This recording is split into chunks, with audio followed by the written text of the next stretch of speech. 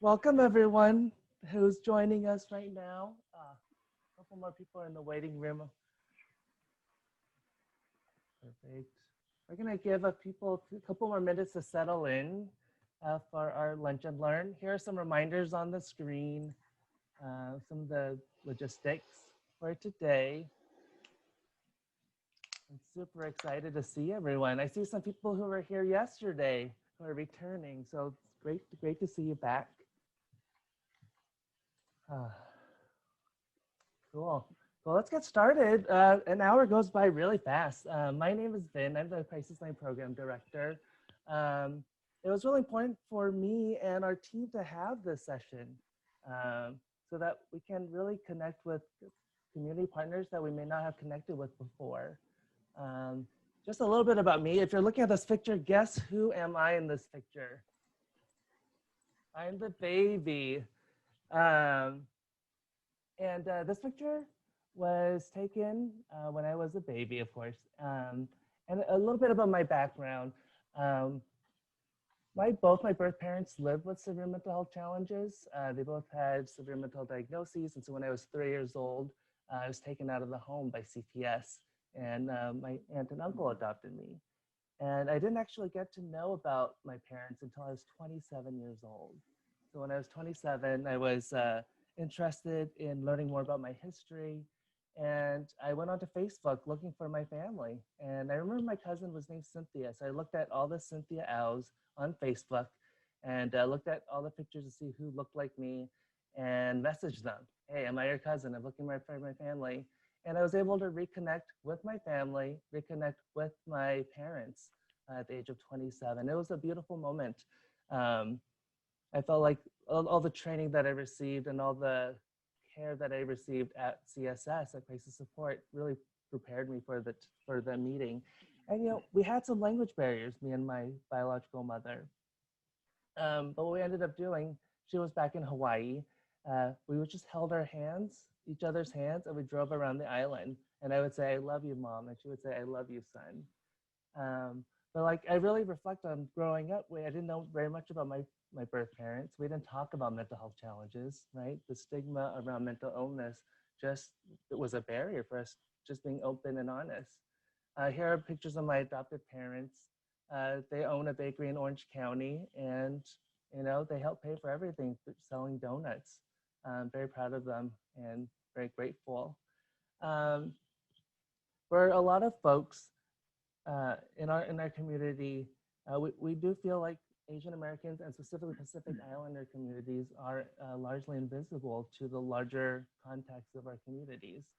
A lot of folks don't know what does a Pacific Islander American might look like. So here's a list of places that are represented by the community.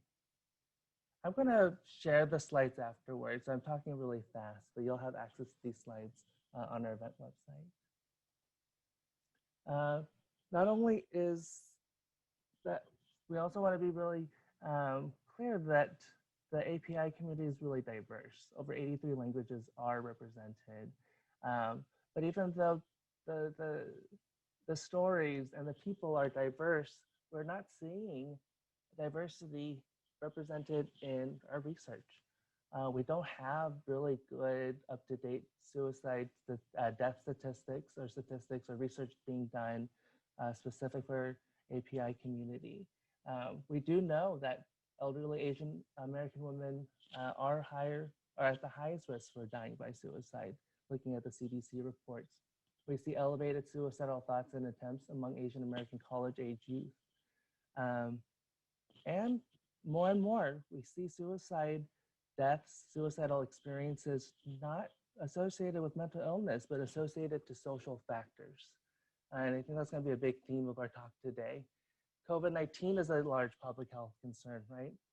And it's impacting the API community. Here's research being done by AAPA. And you can see here in California, Asian Americans are impacted by COVID-19 deaths, at a large greater rate than white folks in California. Black and Hispanic folks are also impacted greatly. So we see these disparity in health outcomes. due mostly to racism. So I'll have these links so you can look at these datas on your own. So just want to be really clear and emphasize suicide prevention is a social justice issue, and we need to find social justice solutions to meet the needs. And so today, we have invited these amazing panelists to talk about what are the barriers to accessing quality mental health care, and then discuss some of the possible solutions, both at the individual level, at the community level, and at the policy level, because I know there's some policy makers here in this room today as well. So I am ready to turn the mic over. I'd love for the panelists to introduce yourself. I'm going to stop sharing my screen now. And I'll play the role of kind of moderating and timekeeping of the conversation, but I really want the voices of the panelists to really shine through. Nargis, our executive director, will moderate the chat. And so we invite people who are here, the participants, to feel free to comment and ask questions as the conversation goes on. Cool, so let's do introductions. Pise, do you want to go first? Hi everyone, my name is Pise Finith. I'm a program director at Korean Community Center of the East Bay. I'm also a licensed clinical social worker and have been working in the mental health field for over 12 years. I kind of see myself as a social worker since I was 12. Growing up in my community, I played sort of the bridge in order to help navigate a lot of my community members who struggle with a lot of disparities, health issues, mental health issues, and my parents and I pretty much were involved in a lot of supporting them to access resources, whatever resources that was available. And this is the reason why I was really interested in the mental health field as well. And I'll definitely share more about that. Thank you. Roderick, want to go next? Sure. Hello, everyone. My name is Rod Penalosa, and I'm the mental health specialist at the Filipino Advocates for Justice. I'm also part of the steering committee of the Alameda County Filipino Mental Health Initiatives program. I'm a licensed marriage and family therapist, and I've been in practice for the past 13 years. I'm also an immigrant, and I migrated to the United States from the Philippines at the age of 12. So this is a very important, significant topic for me, and I'm very deeply passionate about it, especially working with the AAPI community. Glad to be here. Glad to have you here. Yuna, do you want to go next? Hi, everyone. My name is Yuna Chen. I'm from Korean Community Center of the East Bay. I identify myself as Taiwanese, and I came here about 5 years ago. So I've been studying and working in the United States since then. The primary population that I work with are mainly like newly immigrant and international students. And I have found that for those people, the care that we receive is usually very minimum. So that's what drew me into the mental health field. Thank you, everyone. Welcome. And Arvin, want to share? Hi, my name is Arvind Reddy. Actually, I am from the Fiji Islands but live in the United States today, in California specifically. Really looking forward to being part of this panel today and sharing some of my experiences and thoughts around the Pacific Islander community in general, the way it stems from Fiji. Thanks so much. So glad to have you here. All right, so the first question, let's just dive into what are some of the common barriers you see in your communities, in your work, or in your personal lives, barriers to access to quality mental health care? You could just jump in, go for it.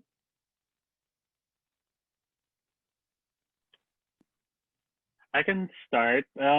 Speaking for the Filipino American communities, there's the notion of shame, and there's still highly stigmatized concept of help-seeking behaviors. So in my practice for the past 13 years, and also my exposure to the culture, both in the United States and when I went back to the Philippines, the idea of communicating personal matters and situations that are either social, environmental, or even psychological is highly stigmatized. And there's a lot of shame that is really attached to this idea of airing dirty laundry. And there's this notion of interdependence in our culture, so we rely heavily on relationships. However, just because there is this idea that it is a strong coping mechanism to be reliant on others, there's also this notion that we don't want a burden, or we don't want to be seen as a burden to somebody else. So there's this struggle and conflict in the minds of many Filipinos about when to actually seek help and what the deeper layers are that are involved in help seeking practices.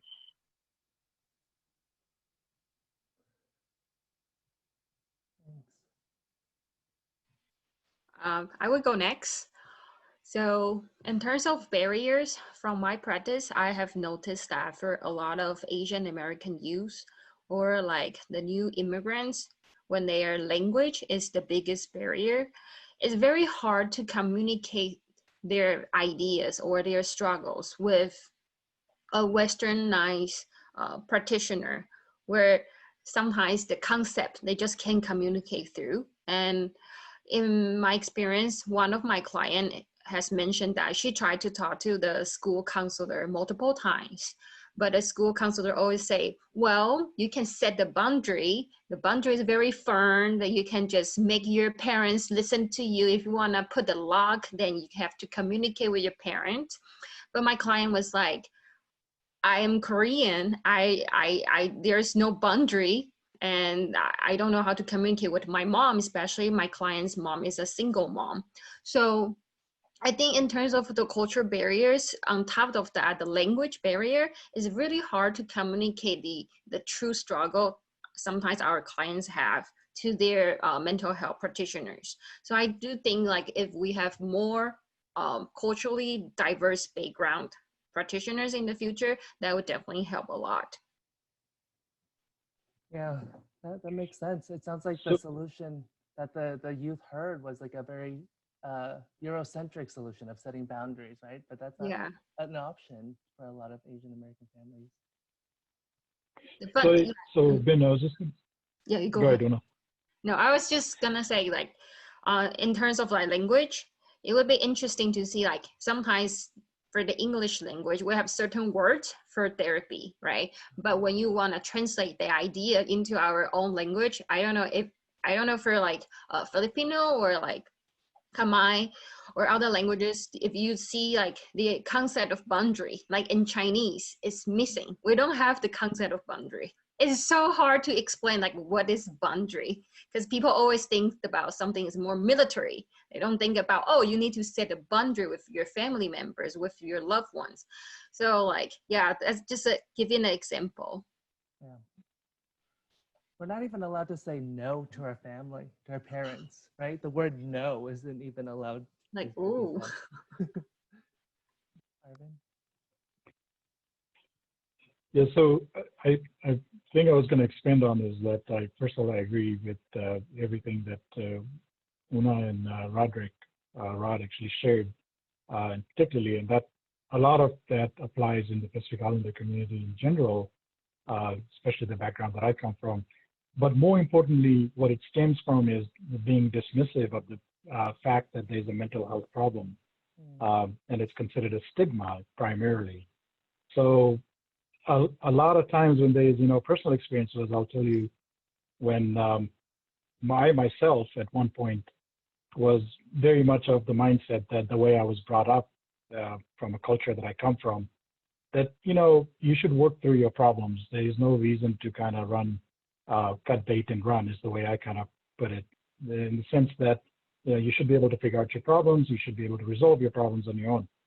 Well, when the problem hit home, primarily, with my own mom, at some point, because I was doing a lot of business travels, I was hardly home. My wife, being a first responder, she was working long hours too.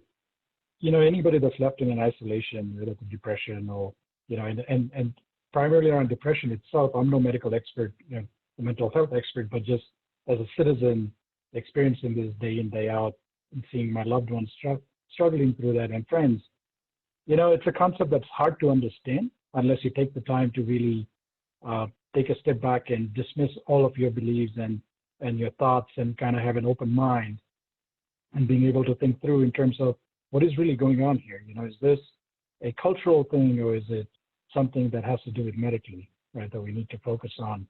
Is there enough support systems? So going back to my mom's situation, you know, she was pretty much left alone at home, right, because we're all gone.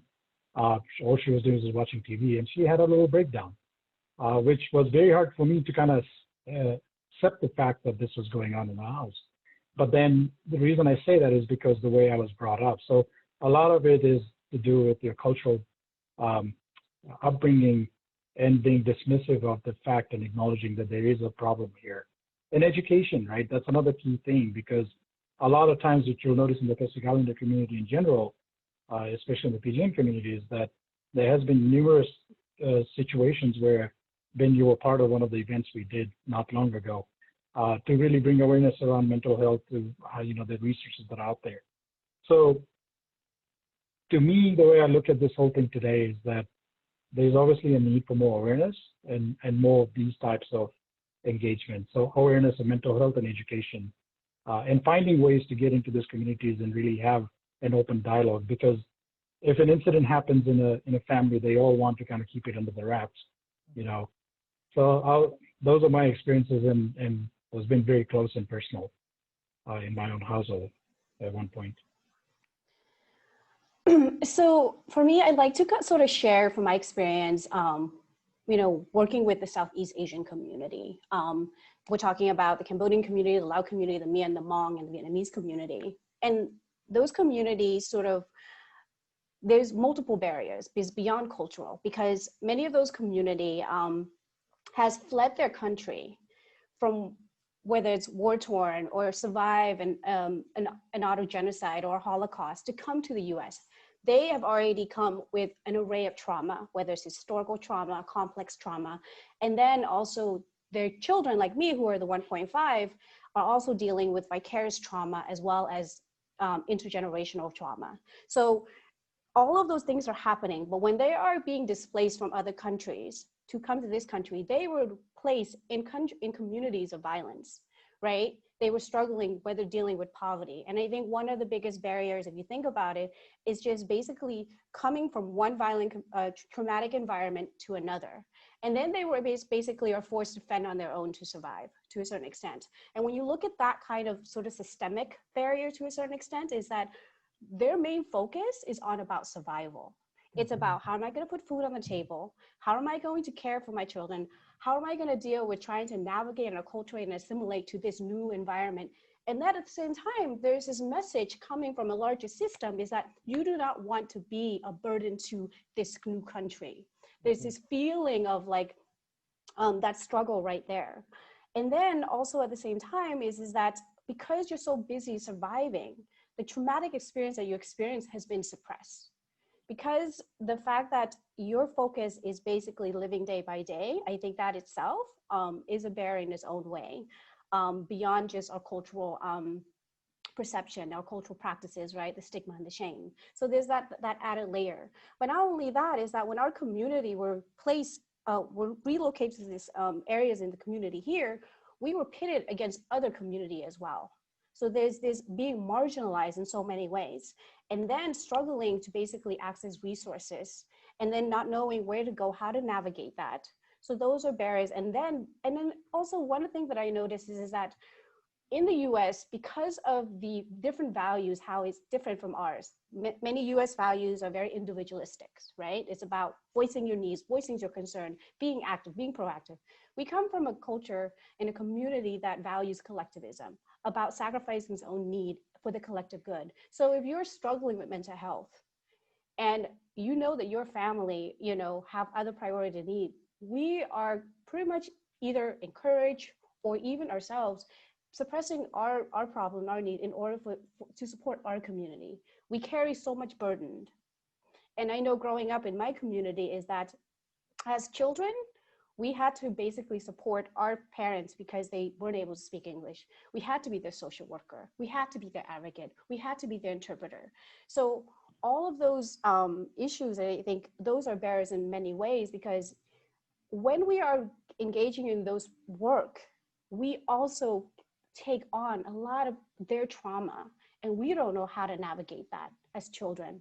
in my community, or our Southeast Asian community, who basically had to deal with those traumas and complex traumas and vicarious trauma, intergenerational trauma, are struggling how to even have conversation about that, right? And then you have these cultural tension, intergenerational tension that's there, that itself is barriers. So I see this as sort of, we see cultural, we see community, but we also see these kind of systemic barriers that impact why many of our community are not able to access mental health, why it's very challenging to, even create a space to have these conversations. Because if you think about Pavlov hierarchies of needs, some of our community are on basic survival, right? As newly arrived immigrants, as refugees, we're still struggling there. And our 1.5 generation or second generation are still connected to our old generation where those values are imposed on us. And then we carry that burden as well. So when I think about mental health, when I think about, struggling with suicide, it is an intergenerational issue. It's not just an individual, it's a collective issue in our community. Yeah, we cannot separate the individual from what's happening in the greater context of the world. Mm-hmm. And I think you're highlighting an important fact of a lot of us who are therapists or counselors, social workers, we also carry those traumas when we're serving our community. I'd like to share a story from my family's history of the trauma that they survived. My parents, I shared a picture of my aunt and uncle who I call mom and dad, who adopted me. And my dad shared stories of how, like, even after they escaped from Vietnam, they suffered great losses. Like, he lost his family, and my biological mother also lost her family at the time. And so there was just the two of them in a refugee camp, and he would have to go out looking for antipsychotic medication and face violence or danger to get my mom the meds that she needed. And she had, like, paranoia. But, like, the point I want to make with about her paranoia is that her paranoia was around people coming and taking her things, right? And that's not paranoia. That actually happened, right? Where my family survived just one day getting a letter saying that they had to leave their house and that they had to and to leave. And so, like, when we see mental health symptoms in the people that we take care of and people that we love, I think oftentimes those symptoms are exacerbated by the historical trauma, right? That the mental health symptoms themselves doesn't necessarily cause the disability, but it's the historical trauma, it's the life circumstances that make the symptoms worse. And I also wanted to add that when we think about historical trauma, how it impacts our community's behavior, right?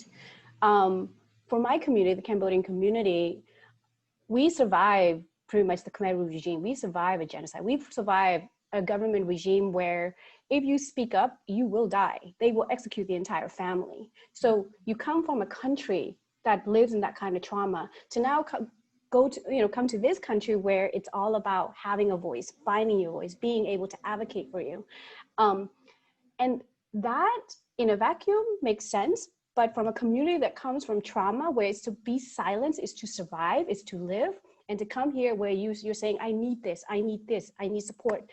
It's very different, because saying you need something means, in a way, flashback, you're risking your family lives. You're making yourself more visible, and that is dangerous. So I think it's important to understand, like, from, geopolitical perspective, from, not beyond culture, but from all of these traumatic experience that they have, or they are still struggling to heal from as a community, not as only as individual, but as a community, as family, that can also make it very challenging to talk about it in so many ways, to even reach out for help, because reaching out for help means that you're reliving those experiences where you tried so hard to suppress or oppress in order to survive, in order to move on with your lives.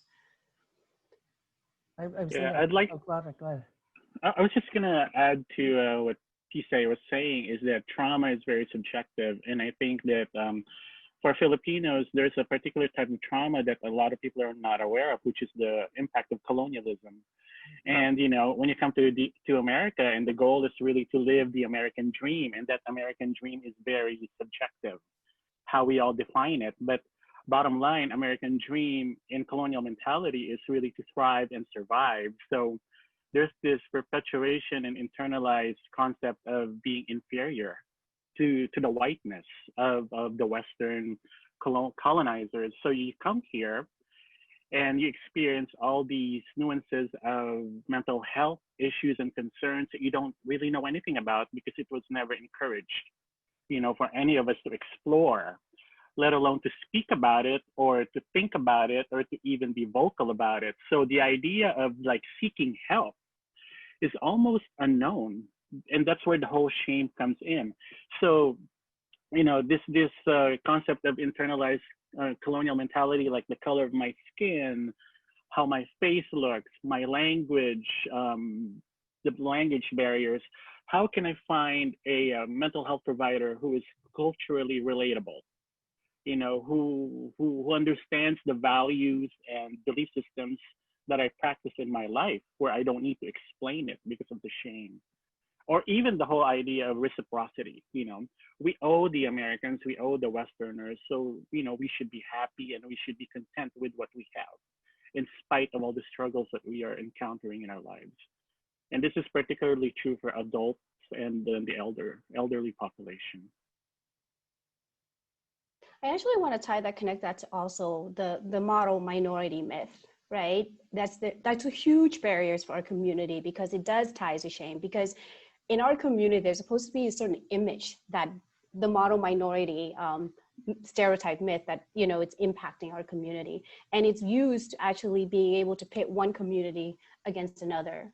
And that itself is really, to me, I see that as a form of racism. I see that as a form of oppression, because in so many ways, it creates strife amongst our community of colors, right?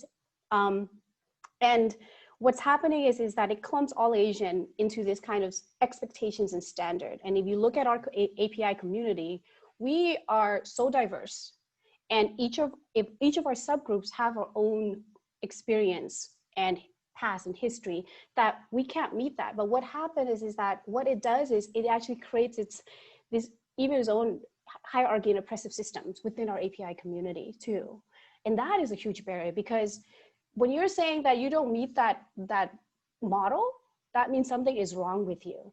And if that's a message that's being sent, that means that the person then is not willing to seek support, because they don't want to be labeled as that doesn't meet that, you know, that standard, right?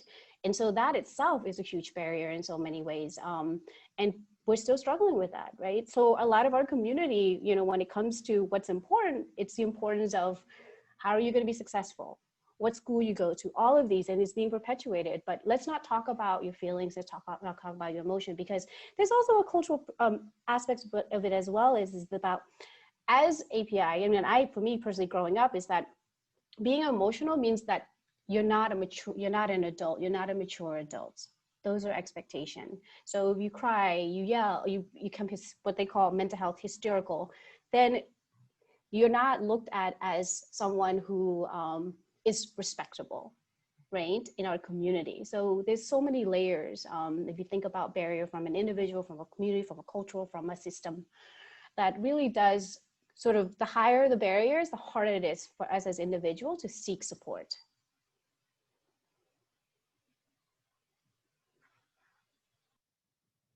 I like that. Oh, Arvin, were you going to say something? Yeah, so one of the things that I first of all, I'm learning a lot myself, first of all, listening to everybody here on the panel. But one of the key issues that I've seen in the PG Islander community is that if you have a mental health problem, it's you really don't have an avenue to really express and talk, because if you do talk, just similar to what Paisa was saying, right? You'll be shunned, or you will be an outcast at that point. You know, you're left alone in an island.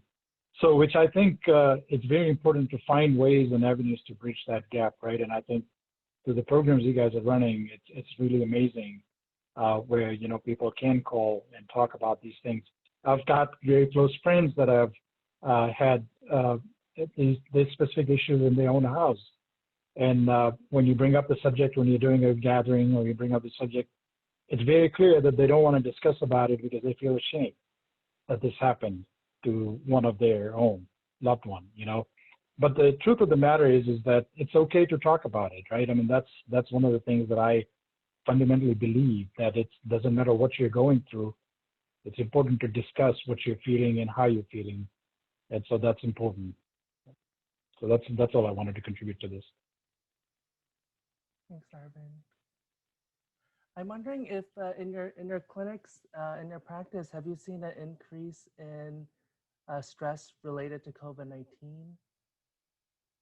And what have you noticed?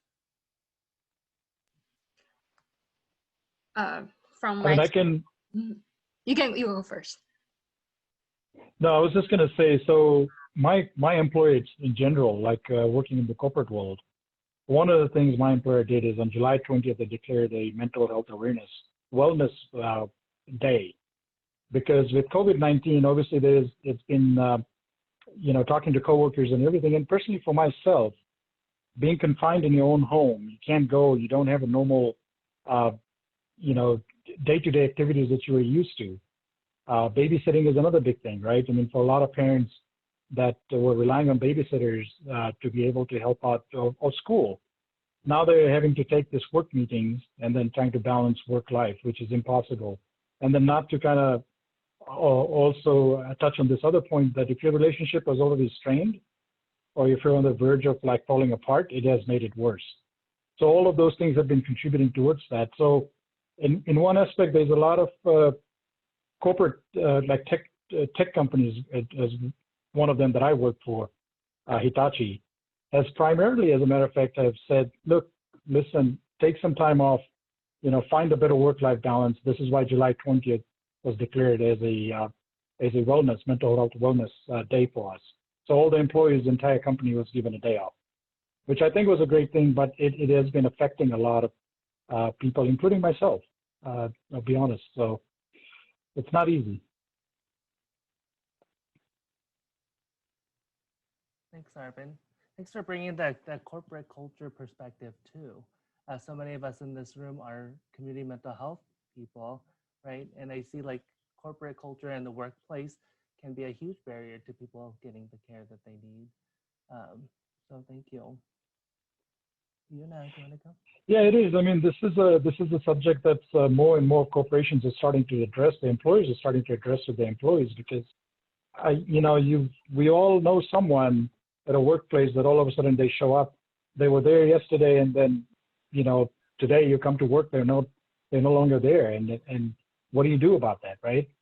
So for me personally, I have a team that I manage for the entire Americas. And one of the things I tell my team is gratitude and acknowledgement of yourself and your loved ones is very important. Do a mental health check, you know, check in with yourself in the morning when you wake up, and just ask yourself first thing, how do I feel today? What's bothering me?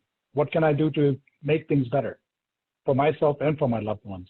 And so, you know, that's typically, I think these are subjects that tech companies and companies in general out there needs to start addressing and focusing on more and more, because that would not only drive up productivity, but create a better culture and bring more awareness for mental health as well in the technology sector and in corporate world in general. Thanks, Arvin. Yuna, you want to go next? Yeah. I love how diverse our panelists are, because after COVID-19, I have the population that I'm serving right now, some of them are mainly like high school students, and some of them are really like 65 plus seniors. And one thing I found in common is they feel like they shouldn't say something. I think it's just the overall culture in the United States makes make our API community feels like they couldn't say something, because there's always this tension or this issue between black and white. right? People always talk about it's either white or black. And for a lot of my high school students, what they shared was they feel like when they had the space to talk about something, then something happened and they feel like they have to stay back and be quiet because they either A, don't want to offend anyone, or B, they feel like they are not worth it enough to get the attention. And that's something that is very similar to what the seniors population were sharing, which in a very different way. They would say something like, I should always just be safe. Because for a lot of like elder immigrants, when they came here, they may encounter a lot of trauma or a lot of like life experiences where they have to put their head back, down, and then do nothing so they can keep themselves safe. So for the elder generation and for the younger generation, they both feel like they were silenced. They were forced to silence by the society, not just because of the language, not just because of the model minority myth. It's just the overall atmosphere is telling them that this is not your place yet. You shouldn't talk. Yeah. I'd like to bring up the idea of economic stress. So I think a lot of the stress that the people in our community at Filipino Advocates for Justice are encountering is really highly because of economic stress. So I think it's not just limited to the AAPI community, but we have to understand that for many of our folks, they still provide financial support to families back home. Mm-hmm. And to have that be taken away, the capacity to be able to give sort of takes away their sense of purpose and value. So there's also a lot of existential crisis that leads to depression, the lack of meaning, the lack of purpose, people who have been terminated, furloughed, or who lost their jobs, and all of a sudden they have all this time and they don't know what to do with it. And, this question in their mind is, what is my purpose here? What else? What can I do? I'm not doing enough. I'm not doing anything to support my family. And then, of course, the feelings of loneliness, because we are a collectivist culture. We are very community oriented, and we are very, I'd like to even go as far as say social-centric, which is very others oriented. So for us to not be able to interact or engage and be with our communities on a physical level is very difficult and challenging, and it really impacts the mood, the mental process, the emotional experiences of the individuals, particularly, again, the adults and the elderly population. I was wondering if this is a good moment to transition to some of the questions that are coming up on the chat. Here, I'm going to read a couple questions, and that way you all have a choice to kind of grab ones that speak to you and you feel comfortable responding to. There was a clarification about something about generation 1.5. Somebody was wondering if they heard that correctly, and if you could provide a clarification of what that meant. I guess I will let that be clarified before I go on to the other question. Okay, so the 1.5 generation are what we define, at least politically, or at least that I know, is that you are actually a child when you came to the US. You're not an adult. So first generation would be defined as an adult coming to the US. 1.5 is anyone under 18. So when I arrived to the US, I was 9 years old. So I was considered a 1.5 generation. And second generation are those who were born in the US, at least how it's defined within the Cambodian community. I know it could be different with different ethnic groups, but this is my upbringing and growing when we talk about the first gen, 1.5 gen, and then second gen. Yeah, I really appreciate you clarifying that, and I think our participant does as well. There's also another question wondering how you all balance kind of your lived experience, be it personal or familial, with other aspects of your professional role. Kind of, I think they're thinking about sharing too little or too much. So like how much self-disclosure feels appropriate for you all. And I will read one more question before you all kind of begin to answer, which what are some ways someone could start to get in touch with their own emotions and struggles, or start talking about them, even though they have received messages and experiences growing up that they shouldn't be doing this? So I think that's really valuable. It really addresses some of the barriers you all brought up. And I think this participant would like to know kind of how can someone overcome those barriers?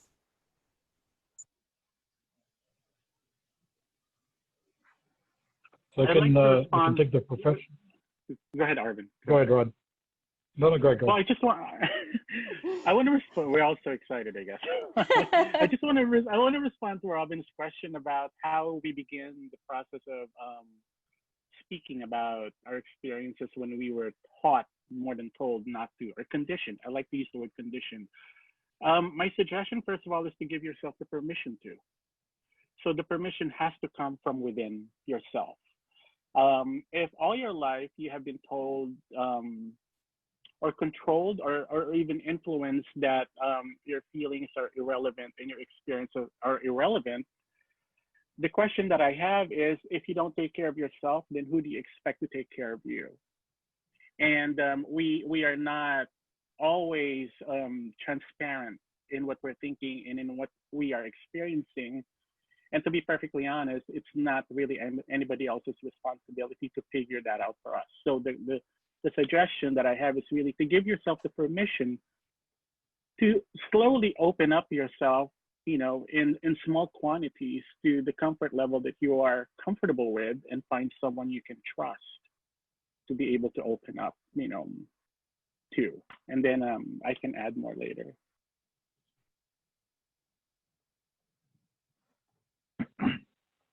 So I was going to address the question from Michelle, I believe, around the professional role itself. How do you bridge that, and how much do you say?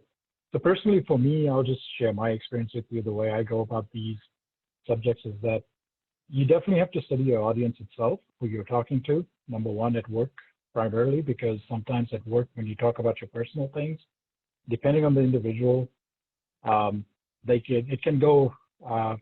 could have a very negative outcome, and I think that's some of the concerns that you have to be aware of. So for me personally, I'll give you an example, a few different examples. Like one, when I was going through a divorce, right? I remember I brought it up and I mentioned it to my coworkers that, hey, I'm going through this thing. Right away, my leadership team started thinking that, hey, oh, his performance is going to be affected. The truth was, my performance was not affected. I was actually more concentrated at work, trying to kind of not be drowning in my emotions, and kind of directing my energy more to kind of be more productive and be surrounded with work and people in general. But that was a unfortunate situation that I had to deal with. But lucky enough that I had a good HR person that understood what the circumstances were. And she was very supportive. So that actually helped me kind of learn my lessons at that point, like I need to be careful how much I share. But the other experience has been most recently is that I had an uncle that was in hospice that I was helping out with for a year with his cancer. And so I ended up, taking this role of wanting to make sure that the passing is going to be smooth, helping the family, because he had a son that's in high school and a wife, obviously. So it was a very trying times for the entire family. And so at my work, what I did is I ended up, it just so happened that I was talking to this other manager at work, and I mentioned that, hey, I said, I'm going to take some time off, need to probably focus on family a little bit more, just so you know. And then that automatically just triggered in him to open up and say that he just had his own parent, one of his parents that passed away, and went through the whole hospice program itself. So that was an even playing field where we both were able to connect at a personal level and talk more.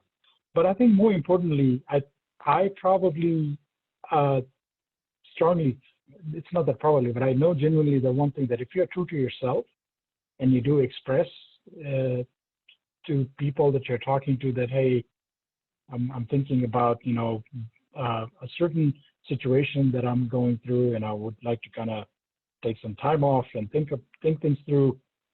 I think we're at a point in our career and where the your professional circle is, I think, and I hope it's that way, that it should be okay for you to kind of share that, but you'll have to get a good read on your audience itself. There's some you can and some you can't. The saying that I have, and I say this to a lot of my colleagues at work, is that, listen, I said, to truly know a person, what they're going through, is to know them at a personal level, because everybody is broken in one way, shape, or form. It's not the facade that we put up. It's not the nice house, the fancy shoes or clothes or the cars we drive, the restaurants we dine in. What really makes us holistic and complete, I feel personally, is the fact that, how are you feeling today? That's what really defines a person. And those are the kind of things you need to be able to figure a way to kind of tap into.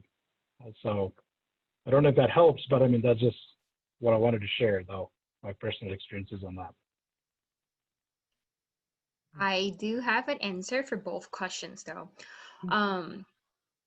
In terms of how can I balance my life experience and how much I want to share in the therapy room, and how can we help people to express their feelings or the experiences they are going through.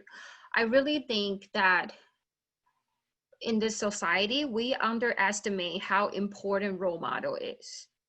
A lot of times we focus a lot on your self-growth, especially in this country. People wants to tell you, oh, if you can, you can deal with this. It's more of for yourself. It's very spiritual. It's kind of an abstract. Like you couldn't really capture the idea how to be a very vocal person, how to be an independent person, how to reach out for help. And I got this feeling is because I was born and raised in a different country, different culture. So it was very obvious when I came here. I noticed this notion, and I noticed from my clients, they struggle in this. And that's why I think having a role model is so important. I still remember when I first started practicing, I was a little bit ashamed of myself because English is not my first language, and I feel very awkward because I don't even know sometimes what my clients were saying for specific things. But gradually I noticed that just because it's because I don't know exactly what do they mean at that moment, I could hear it more precisely. I can ask more questions for my clients to feel empowered to say, oh, when I say sad and depressed, it's actually maybe like guilt, maybe more of disappointment to myself. It's not because I'm sad about what happened. And that gives me an empowerment like, oh, I can actually build my expertise in helping people to express themselves. And so how that tied to role model is sometimes we can try to find someone, either like from your family or from your professional world, from the school, from the society. When you have someone that you look up to, you kind of know, oh, if that person can do it, I can do it. For example, when I came here, I came to the West Coast 2 years ago, and I work with PSA, and I personally really like that PSA is just very vocal about what's going on. And that gave me a very strong sense of security that I can do the same thing. And I think that's the thing I want to bring to my clients. So that ties to how much you want to share with your clients, with your people that come to you to talk about things. As long as you feel comfortable, you share your experience. And I believe that the people who listen to you, your clients or the friends or family members, once they hear from you, they feel empowered. As long as they feel empowered, they want to do the same thing. And just like subconsciously, you become someone's role model as well. It's like it's a learning process, and you kind of pass down to another person pass down to another person. Yeah. So one other thing, if I may add to this, right, and it's a personal note, right, for everybody that's on just attending the session today. When life, everything is going great, we have so many people around us. Like you could have hundreds of friends. Like if you look at Facebook, right, I've got 400 some people on my Facebook as a friends, right? But I truly sit back and I look at that some days and I say, man, how do I know 400 people? As a matter of fact, I know them passing by or something. I met them at some point in my life. That's all great, right?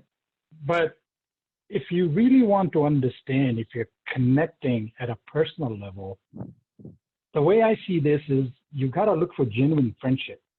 And the way I have evaluated genuine friendship in my life is I can tell you at the top of my head, I know a lot of people, I'm involved in the community, I probably know thousands of people. The truth is I've only got one or two genuine friends. And the way I know that I have genuine friends, those are my genuine friends. If I'm doing something wrong, they don't hesitate to tell me, hey, you're doing something wrong. And I take it in a positive way because they not only criticize and tell me or critique me, but they also tell me how to fix it. That's the level of relationship you have to seek out and build. Somebody that can't build you up and is constantly knocking you down, those are not the people you want to be around, both personal and professional. And that is something that I've always gravitated towards as I get older in my life, in my journey.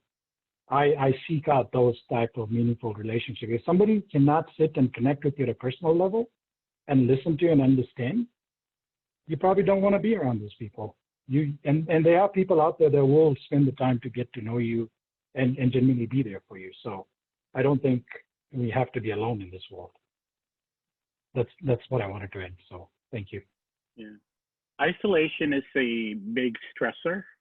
So I would suggest also that, and I know it's uncomfortable for those of us who are more introverted than extroverted, but get involved in the community and be a part of a community and find a relatability with others. In our organization at Filipino Advocates for Justice, we really practice this sense of storytelling. So there was a question in the chat about how do we balance sharing too much personal situations. We incorporate storytelling and really find the common in our human experiences. So I may not know your level of suffering, but I know as a human being, know what suffering feels like. So I can empathize with you and I can give you my compassion in sharing your experiences of suffering. So we've had members who were very unspoken and quiet and timid, who thrived and developed into leaders in the community because of their capacity to be able to share their stories. And it really made them feel more involved, accepted, and visible in the community and in their own families. Thanks, Roderick. Thanks, Yuna and Arvin, for your sharing on like different ways that we can connect with each other. I just want to give voice to a question that V has in the chat. What are some ways to break down cultural stigmas around mental health? And I think we're already answering that question, but I wanted to give you an opportunity to answer directly if you'd like.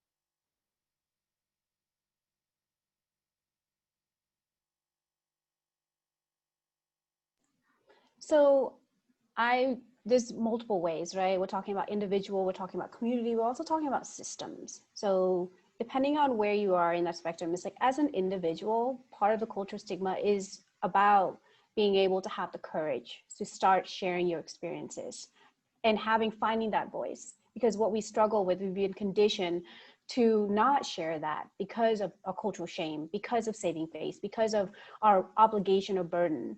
But it's being able to, find that voice to be able to say that what I'm going through is important as well. That it's important, but it's also important for me to find the support that I need for me to be able to heal, to recover, to thrive, right? Because living in that silent pain, it's not helping you and it's not helping your family, neither is helping your community. So that's one aspect of being able to have those conversations. Others is about really, again, a lot of what we're doing now, really being able to have panels like this to create space for people to start generating conversation, to start sharing our stories, start sharing our similarities and our struggle, and to know that we're actually not alone in many of our struggle with mental health, with suicide, and with trauma. And to have that common ground to connect us as human beings and to see how as a community or as a group to be able to find ways to support each other from a community's perspective, right? And then as community is being able to create space, right? A safe space to bring people together, to be able to have these kind of very tough conversation and normalizing that mental health is part of it's part of life. We've experienced one form of mental health or another, right? Like what Arvin said, we're all broken in one way or another. And mental health is just pieces of that.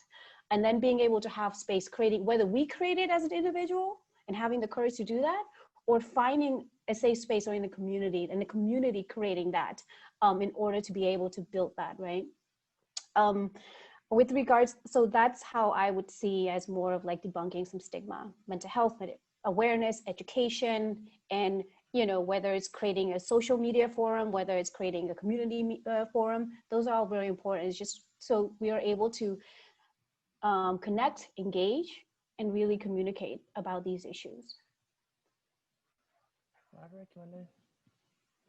I guess also to really define what well-being and wellness is, and not from a Western perspective necessarily, right? And also for those of us who are who come from cultures, for those of us who are people of color, to really integrate aspects of healing and wellness and treatment into our work that may be considered alternative or traditional ways of healing and wellness. And I think that in doing so, then we are already educating our communities about what it feels like to feel good, to live well, and take the ownership for their own wellness and well-being and health. So we only have a couple minutes left together. I really appreciate all the panelists being so vulnerable and role modeling and what we're talking about, right? With our storytelling and building connections with each other. Those connections really strengthen our community and our capacity to be there for each other. Are there any last comments or thoughts that you'd like to share? I want to give you space to do that.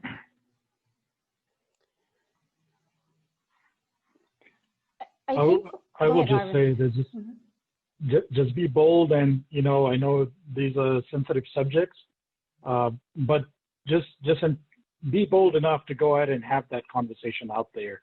Open up and just speak what you're feeling, and don't be shy or don't be afraid, because there is definitely help out there. You just have to seek out it. If you knock on the first door, if it doesn't open, keep knocking and it is going to open.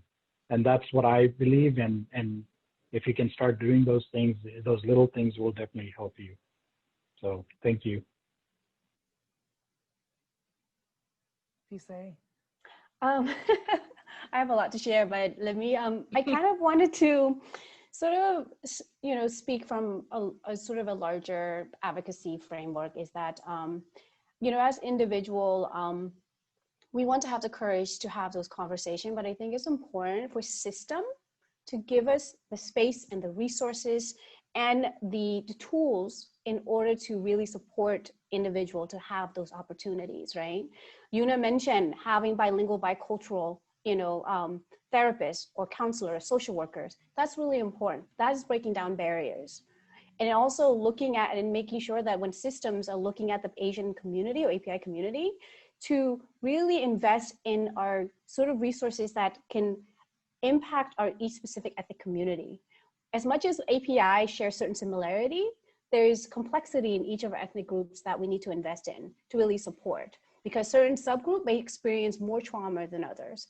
Other subgroups may experience, a lot of cultural challenges and so on. Our youth or second generation may experience the challenge of navigating between two worlds. They live like in a sandwich generation, right?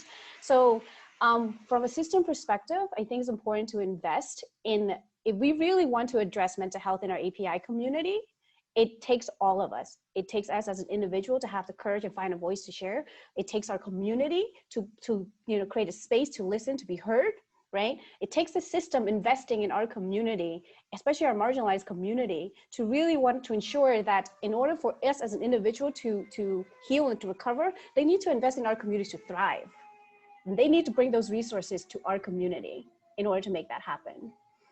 So that's what I wanted to share on that last piece. Thank you. I can go.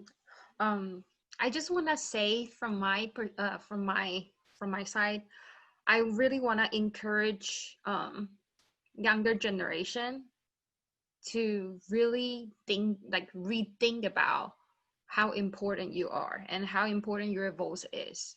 Because I do notice, like in Asian culture, the age is always a hierarchical thing. Like you feel like you're too young, you probably wouldn't be able to say something, or you're too young, so you when you say something, people wouldn't resonate with you.